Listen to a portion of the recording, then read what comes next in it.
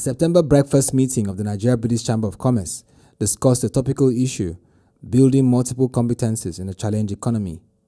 President of the NBCC, Prince Dapo Adelegon, who was the keynote speaker, shared the value of building multiple competencies. A critical element of your success in this century will be your skills, what you know how to do. So, when you combine your natural talent with your core, or your pedigree talent with your core, you move from core competency to multiple competency. Everybody say multiple competency. 21st century is about multiple competency. You need to have more than one skill. You need to be able to play in more than one industry. You can't sit down and say, I'm made, I'm okay, I'm not going anywhere. Because of those three factors, competition, changing taste, and changing government policy can erode your competitive advantage.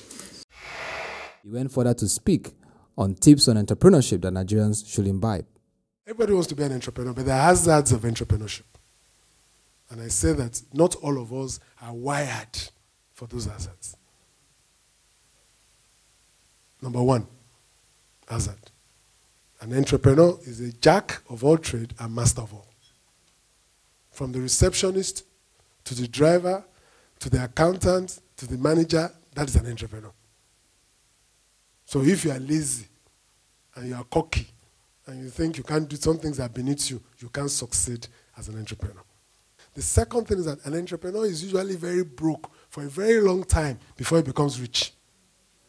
So the perception that entrepreneurship is the fastest way to wealth is a lie. It's a fallacy. An entrepreneur lives by giving.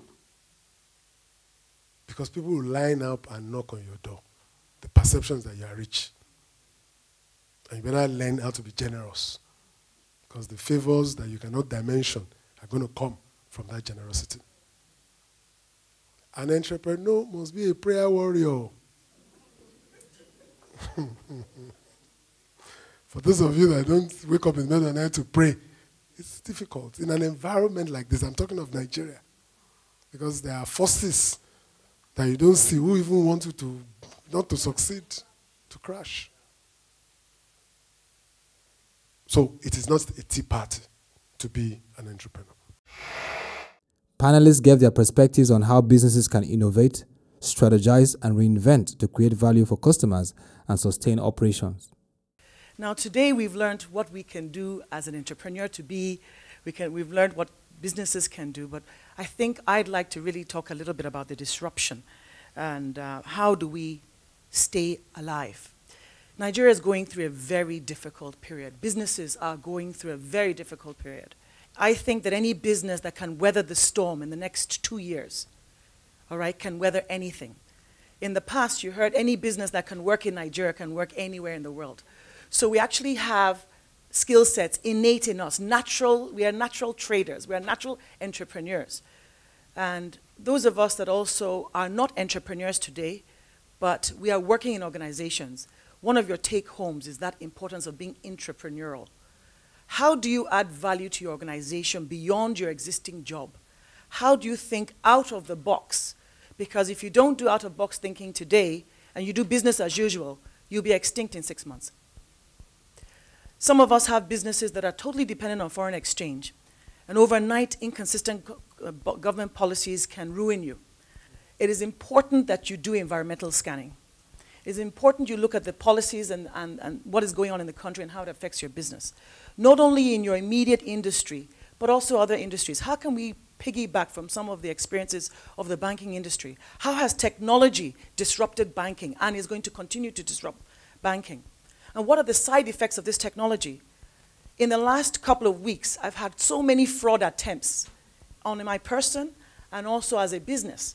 People are hacking into your emails, they're giving you, sending instructions to banks that are not yours. You know, all kinds of things they're asked to click on because you need to revalidate your mailboxes. The haves and the have-nots, the gap is getting wider. And the have-nots are going to disrupt our own way of doing business, so much so that we're no longer secure. So really, it is important that as individuals and as businesses that we develop these multiple competencies that Prince has spoken about.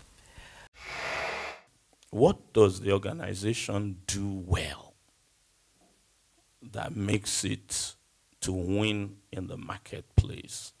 What is it known for?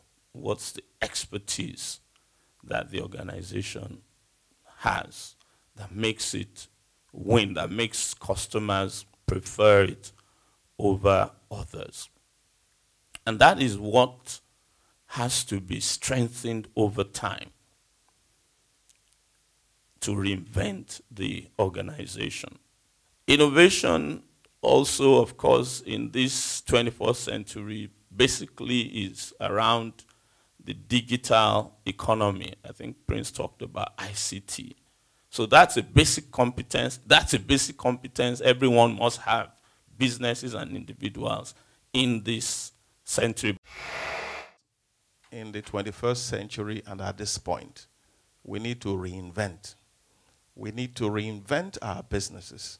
And if you want to reinvent, you must look around not just your core competencies, as Prince Adelegon has said, but you have to look at other areas that are allied to your core competencies that you can use to reinvent. The unique selling proposition is very important.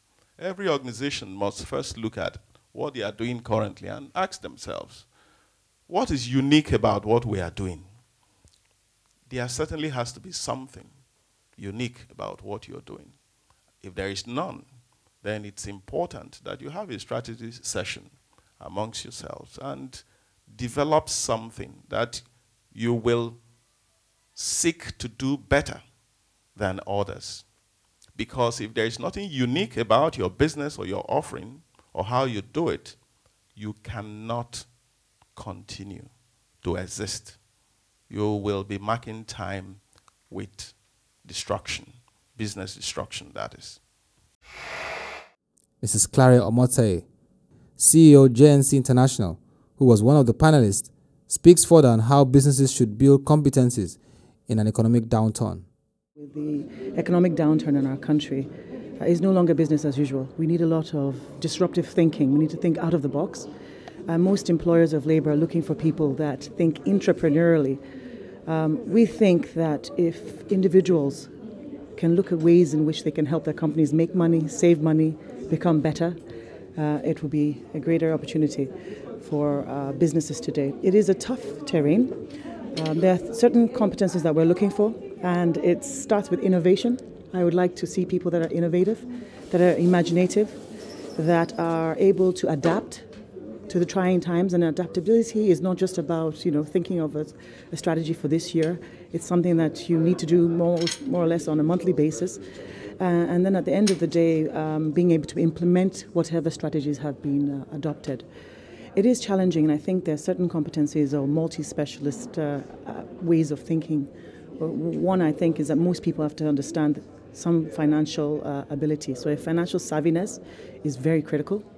And when I say this, it doesn't mean you need to be an accountant, but you need to be cost conscious. You need to think about what is it that we can do to reduce the number of credit days given to clients. How can you get your money in? Look at the inventories you're carrying in the organization. What should you sell when? What you get rid of? Little simple questions that can be asked.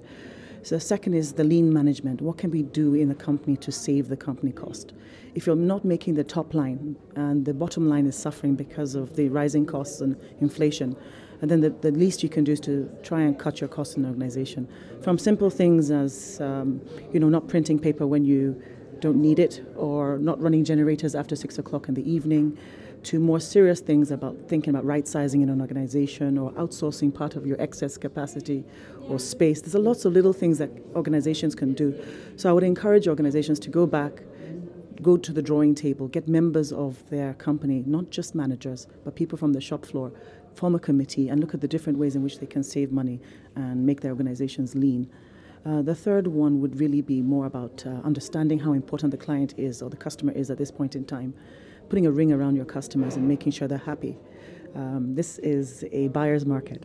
If you've got some money and there's lots of competition out there, you can really get a good deal.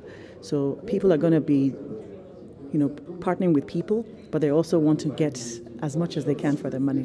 So I think we have a big responsibility of building relationships with our people and making sure that our after-sale service, if you provide that, is critical. The last part, I think, is risk mitigation.